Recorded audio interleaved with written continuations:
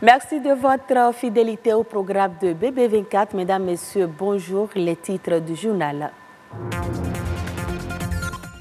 De l'enfant africain, la Fondation Olabode a également célébré l'événement, une occasion pour son fondateur de lever un coin de voile sur ses activités. Rencontre des ministres africains de la santé et de l'économie numérique. Les travaux ont pris fin ce vendredi. Les experts conseillent le e-santé pour une sécurisation des données des patients. Le Community Business Manager, une opportunité qu'offre aujourd'hui Internet. C'est un nouveau métier qui passionne de plus en plus les Béninois.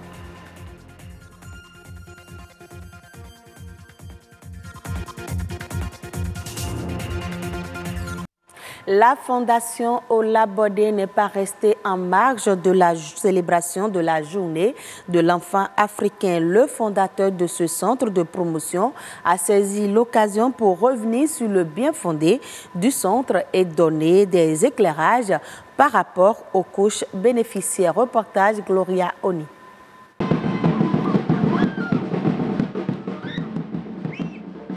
La Fondation Olabode célèbre son engagement pour le mieux-être de l'enfant africain. Après 8 ans d'action en faveur des enfants vulnérables, cette organisation réaffirme son soutien à ses cibles à l'occasion de la journée de l'enfant africain. Est-ce qu'on peut faire le développement du Bénin en laissant les enfants dans la rue? Est-ce qu'on peut faire le développement du Bénin en demandant aux enfants d'aller quémander, d'aller le soin se prostituer? Chers adultes, nous sommes interpellés. Cette 28e journée de l'enfant africain est placée sous le thème « Aucun enfant laissé pour compte » pour le développement de l'Afrique, ce qui inspire aux enfants du centre de contribuer au développement de leur communauté. Remercions-nous, nos parents tuteurs, pour la chance qui nous offre à jouir de nos droits, même si parfois quelques-uns ne sont pas pris en compte. Nous leur promettons d'accomplir nos devoirs vis-à-vis d'eux. Le Centre de promotion sociale Olabode lance un appel à toute bonne volonté pour plus d'impact sur la vie de ses enfants. Parlons maintenant santé. Opter pour le e-santé revient à prendre des mesures pour une sécurisation des données des patients. La rencontre des ministres africains de la santé et de l'économie numérique a pris fin ce vendredi à Cotonou. La cybersanté fait donc appel à la cybersécurité. Quelques experts font des suggestions. La téléphonie mobile s'est développée très rapidement en Afrique et donc ça répondait à un besoin. Et sur ce besoin s'est bâti des solutions de santé pouvant servir les populations, les décideurs et au-delà tous les systèmes de santé.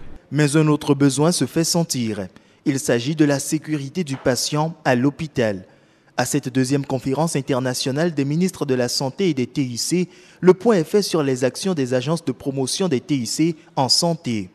La cybersanté se révèle un moyen essentiel pour améliorer la sécurité sanitaire des patients. Le numérique aujourd'hui, c'est important. Les liaisons entre hôpitaux, entre l'hôpital de zone de Banikwara et le CNHU, on peut les développer on peut faire des échanges pour arriver à des diagnostics plus précis. Dire ce n'est pas la peine de nous envoyer ce malade de Banikwara jusqu'à Cotonou, ça ne sert à rien. Vous pouvez faire telle chose sur place. Donc le e-santé, c'est ça. Il y a les diabétiques. Aujourd'hui, il y a des applications où le diabétique il fait son contrôle glycémique compte tenu du taux. Il envoie un petit mail. Vous pouvez également vous rendre compte qu'aujourd'hui, de plus en plus avec le développement des TIC, la santé est de plus en plus démocratisée et par conséquent, ces nouvelles technologies-là sont également d'être utilisées pour améliorer tout au moins l'accès aux soins des patients. Sur le continent, 26 pays sur 50 ont adopté la cybersanté, mais parmi eux, plusieurs y vont encore à tâtons. Le Mali, pour être leader de la santé numérique en Afrique, a dû prendre en compte plusieurs paramètres. Pour réussir la santé numérique dans un pays, il y a 3 facteurs importants qu'il faut réunir. Le premier facteur, c'est d'avoir ce qu'on appelle des champions, des personnes qui y croient. Et ils vont y croire malgré et contre tout le monde. Deuxième facteur, il faut ce qu'on appelle des expériences pilotes qui réussissent et donc qui vont montrer la voie. Et le troisième facteur qui est le plus important, la volonté politique. Et ces trois facteurs se sont réunis rapidement au Mali. Voilà pourquoi le Mali a été leader, je dirais, en Afrique sur la santé numérique, parce que le Mali est actuellement le seul pays à posséder une agence nationale de télésanté et d'informatique médicale qui s'occupe des questions de santé numérique et de santé digitale. Et je pense que d'autres pays vont suivre rapidement l'expérience d'ici la fin de l'année.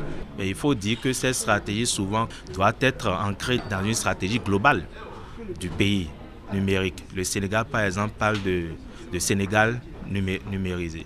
Vous voyez, le Bénin, vous savez, le PAG, le programme d'action du gouvernement, l'a mentionné clairement. On veut vraiment changer le Bénin en un quartier numérique. Il y a l'alphabétisation. Il faut que les gens puissent lire, écrire. Sinon, ça ne sert à rien de dire santé pour des gens qui ne savent ni lire ni écrire. Une amélioration de la capacité globale des gouvernances en matière de cybersanté dans les pays africains s'impose. Le Bénin, lui, met en place une stratégie nationale de santé digitale en respect des recommandations de l'Organisation mondiale de la santé.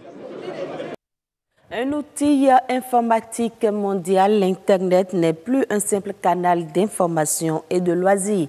Il est aussi une nouvelle source d'emploi. Parmi ces nombreuses opportunités, on peut citer le community management.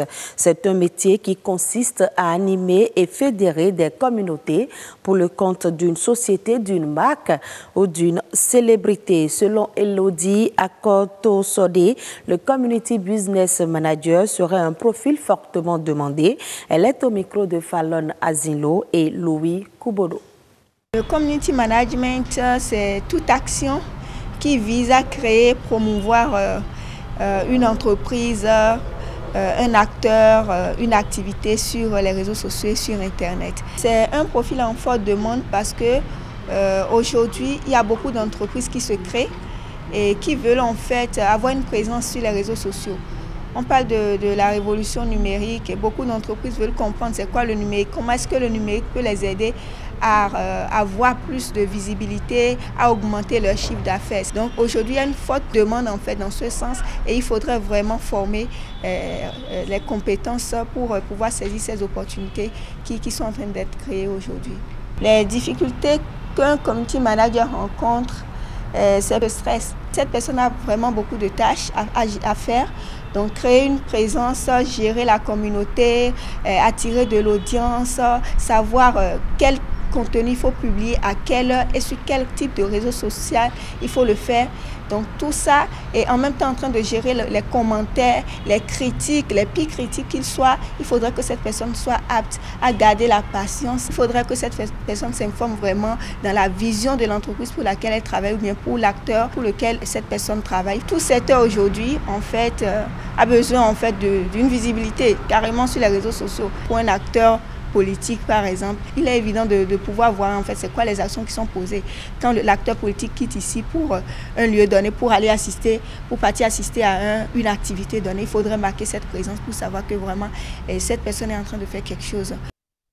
Hors du Bénin, la solidarité affichée entre le Ghana et la Côte d'Ivoire dans le secteur du cacao sera confrontée à une première épreuve en octobre prochain. Et pour cause, si les deux pays ont indiqué qu'ils coordonneraient l'annonce de leur prix Beauchamp au cours de la campagne 2018-2019, reste le consentement des exploitants. Ces deux pays producteurs du cacao affichent leur intention d'œuvrer pour une baisse des coûts mondiaux du produit.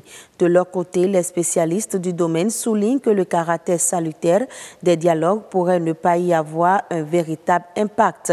Le marché étant surtout concentré actuellement par des flux spéculatifs importants qui agissent sur les prix. Au Nigeria, la société publique de pétrole devrait signer des accords au mois d'octobre prochain avec le secteur privé pour améliorer la production des raffineries publiques. L'information a été confirmée à la presse locale par le ministre nigérian du pétrole. Les travaux, s'ils sont achevés, vont permettre d'ajouter 445 000 barils de plus à la production des 3 raffineries publiques du pays. Ces efforts entrent dans le cadre de la politique du gouvernement qui qui consiste à tourner le dos aux importations de produits pétroliers d'ici fin 2019. Outre les 445 000 barils de pétrole prévus pour s'ajouter à la production, le Nigeria s'attend à la production supplémentaire de la raffinerie d'Aliko Dangote pour atteindre son objectif de zéro importation de produits pétroliers en 2019. Fin de ce journal, je vous retrouve à 19h45.